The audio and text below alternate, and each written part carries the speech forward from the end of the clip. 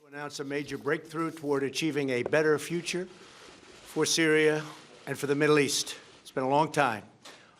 Over the last 5 days, you have seen that a ceasefire that we established along Syria's border has held, and it's held very well, beyond most expectations. Early this morning, the government of Turkey informed my administration that they would be stopping combat and their offensive in Syria and making the ceasefire permanent, and it will indeed be permanent.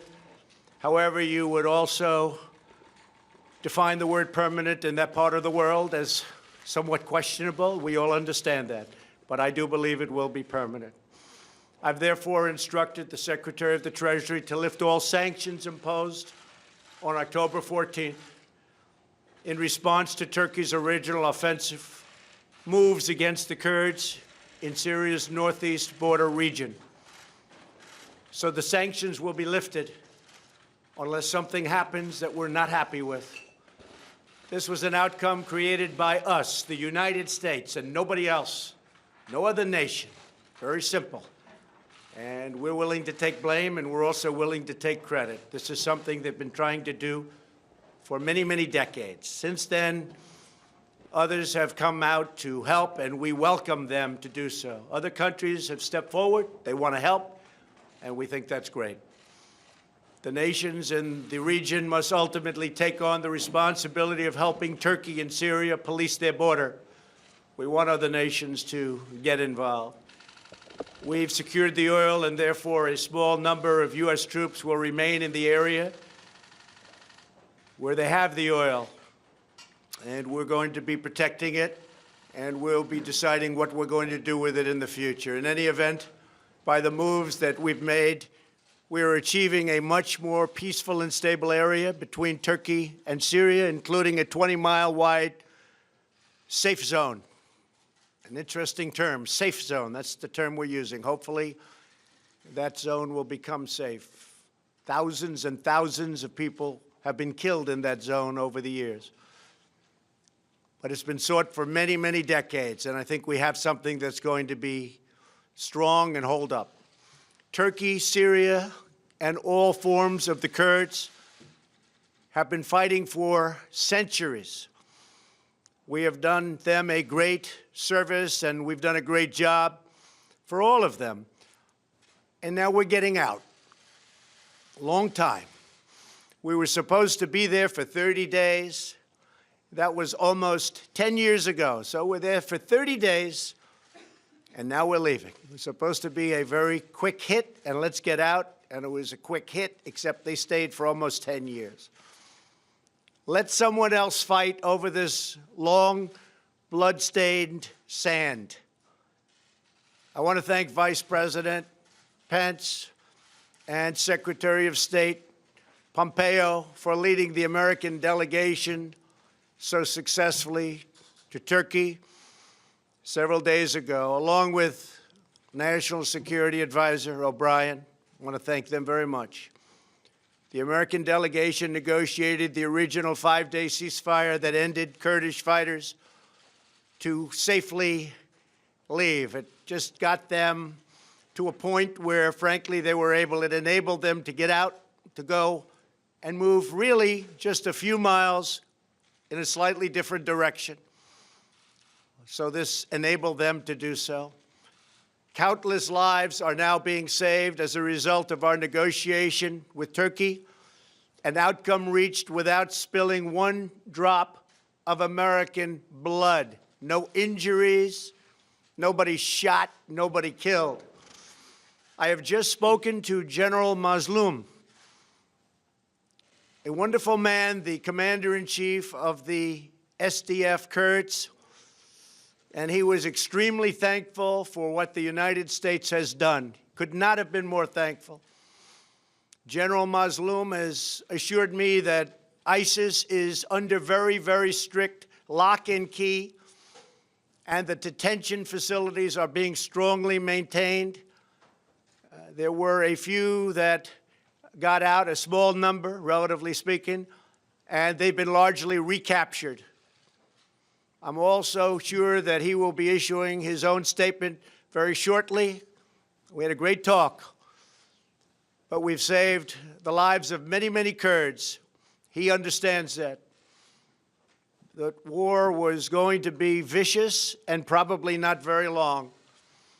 And I'm very happy to have been involved in it, as are our Vice President, our Secretary of State, and all of the other people on our team. By getting that ceasefire to stick, we've done something that's very, very special. But by getting the ceasefire after a tremendous amount of really tough war for a very short period of days, that is something very special. Our troops are safe, and the pain and suffering of the three-day fight that occurred was directly responsible for our ability to make an agreement with Turkey and the Kurds that could never have been made without this short-term outburst. Should Turkey fail to honor its obligations, including the protection of religious and ethnic minorities, which I truly believe they will do, we reserve the right to reimpose crippling sanctions, including substantially increased tariffs on steel and all other products coming out of Turkey. We are now an economic powerhouse like never before, and very importantly, like no other. Our economic might is stronger than it's ever been, and our competitors are not doing very well. We also expect Turkey to abide by its commitment regarding ISIS as a backup to the Kurds, watching over them. Should something happen, Turkey is there to grab them. Further, we implore European countries to come and take those fighters that the U.S. captured and bring them back to their countries for incarceration and for trial. Until just recently, Europe has been very unresponsive in doing what they should have been doing for a long time. Now is their chance to finally act. American forces defeated 100% of the ISIS caliphate during the last 2 years. We thank the Syrian Democratic Forces for their sacrifices in this effort. They've been terrific. Now Turkey, Syria, and others in the region must work to ensure that ISIS does not regain any territory. It's their neighborhood. They have to maintain it. They have to take care of it. There were some political pundits who responded to Turkey's offensive in Syria by calling for yet another American military intervention. I don't think so. But halting the incursion by military force would have required deploying tens of thousands of American troops against Turkey, a NATO ally, and a country the United States has developed a very good relationship with, including President Erdogan. The same people that I watched and read giving me and the United States advice were the people that I have been watching and reading for many years. They are the ones that got us into the Middle East mess, but never had the vision or the courage to get us out. They just talk. How many Americans must die in the Middle East in the midst of these ancient sectarian and tribal conflicts? After all of the precious blood and treasure America has poured into the deserts of the Middle East, I am committed to pursuing a different course, one that leads to victory for America. Through much work, we have done things that everybody said couldn't be done. Today's announcement validates our course of action with Turkey that only a couple of weeks ago was scorned. And now people are saying, wow, what a great outcome. Congratulations. It's too early to me to be congratulated, but we've done a good job. We've saved a lot of lives. Most importantly, we have avoided another costly military intervention. that could have led to disastrous, far-reaching consequences. Many thousands of people could have been killed. The last administration said Assad must go. They could have easily produced that outcome, but they didn't. In fact, they drew a very powerful red line in the sand. You all remember the red line in the sand when children were gassed and killed, but then did not honor their commitment as other children died in the same horrible manner. But I did honor my commitments with 58 Tomahawks. 8 long years after President Obama's ill-fated push at regime change, U.S. troops are still on the ground in Syria. More than 500,000 people are dead, hundreds of thousands are terribly injured, and millions more Syrians are displaced. It really is a nightmare of misery. Across the Middle East, we have seen anguish on a colossal scale. We have spent $8 trillion on wars in the Middle East, never really wanting to win those wars. But after all that money was spent and all those lives lost, the young men and women gravely wounded so many. The Middle East is less safe, less stable, and less secure than before these conflicts began. The same people pushing for these wars are often the ones demanding America open its doors to unlimited migration from war-torn regions, importing the terrorism and the threat of terrorism right to our own shores. But not anymore. My administration understands that immigration security is national security.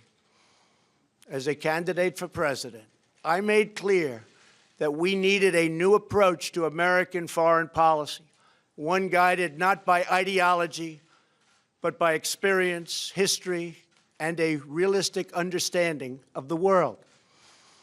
We are building up America's military might like never before, investing $2.5 trillion since my election. But we will not be depleted. We will not happen again. It will not be allowed to happen again, where our military is depleted, fighting in areas of the world where we shouldn't be. When we commit American troops to battle, we must do so only when a vital national interest is at stake. And when we have a clear objective, a plan for victory, and a path out of conflict, that's what we have to have. We need a plan of victory. We will only win. Our whole basis has to be the right plan, and then we will only win. Nobody can beat us. Nobody can beat us. I want to again thank everyone on the American team who helped achieve the ceasefire in Syria, saved so many lives, along with President Erdogan of Turkey, a man I've gotten to know very well, and a man who loves his country. And in his mind, he's doing the right thing for his country. And we may be meeting in the very near future. I also want to thank General Mazloum for his understanding and for his great strength and for his incredible words today to me, but me just as a representative of the United States, because he knows that we saved tens of thousands of Kurds. And we're not talking in the long term, we're talking in the short term. We're talking something that was going on immediately and something, frankly, that was planned for a long time. The job of our military is not to police the world. Other nations must step up and do their fair share. That hasn't taken place. Today's breakthrough is a critical step in that direction. Thank you all very much, and God bless America. Thank you.